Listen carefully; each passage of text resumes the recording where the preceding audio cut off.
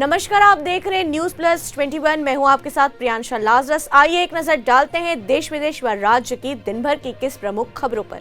Varanasi EVM परिवहन में लापरवाही पर चुनाव ड्यूटी से हटाए गए एडीएम ईसी की कार्यवाही।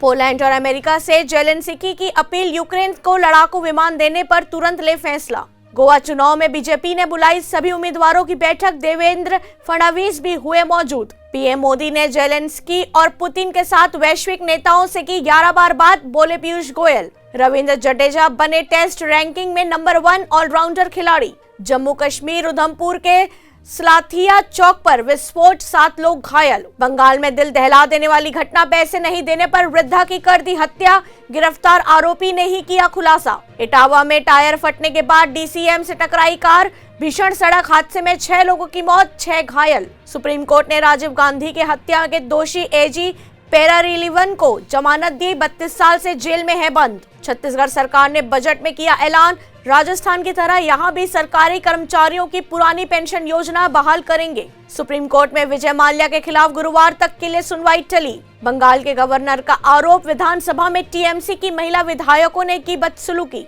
बस्तर में सरेंडर नक्सलियों की नई फोर्स, नक्सलियों से मुकाबला करने बनेगी डीएसएफ।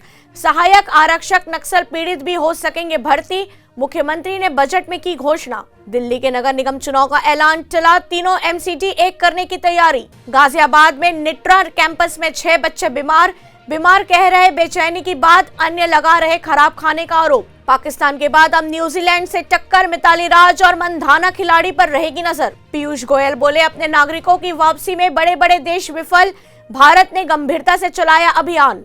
कोरोना टीकाकरण, अब 12 से 17 साल के किशोरों को लगेगी कोवोवैक्स, डीसीजीआई ने दी सशर्त मंजूरी।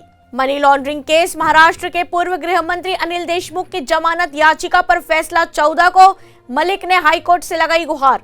राष्ट्रीय भूमि मुद्रीकरण निगम के गठन को मंजूरी, पीएसयू की अतिरिक्त जमीनें बेचेगी सरकार। रूस पर और पाबंदियां लगाएगा यूरोपीय यूनियन, नए प्रतिबंधों पर बनी सहमति। ऐसे ही तमाम जानकारियों से लगातार अपडेट रहने के लिए हमारे चैनल को लाइक और सब्सक्राइब करना ना भूलें।